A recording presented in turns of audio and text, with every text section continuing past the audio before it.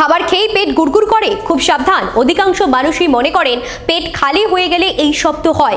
আবার অনেকের বিশ্বাস খাবার খাওয়ার পরই এই রকম শব্দ হলে অবাক হওয়ার কিচ্ছু নেই, তা নাকি স্বাভাবিক। তবে প্রায়শই এই সমস্যা যদি কোনো ব্যক্তির হয় তাহলে সাবধান হতে হবে। সেক্ষেত্রে এই সমস্যা ফেলে না রেখে দ্রুত চিকিৎসকের পরামর্শ নিন। পেট গুড়গুড় করা থেকে অ্যাসিড রিফ্লাক্সের সমস্যা তৈরি হতে পারে।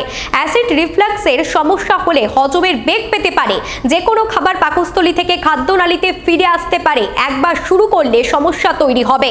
এমনটা হলে মুখে টকটক ভাব, বমি, বদহজম, পেট জ্বালার মতো সমস্যা হতে পারে।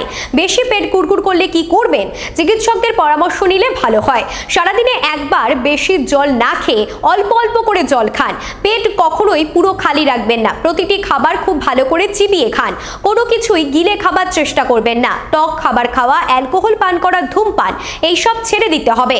যে সকল খাবারে গ্যাস হওয়ার সম্ভাবনা থাকে সেই সব খাবার খাদ্য তালিকা থেকে বাদ দিতে হবে। নিয়মিত কিছুক্ষণ শরীর চর্চা করতে হবে।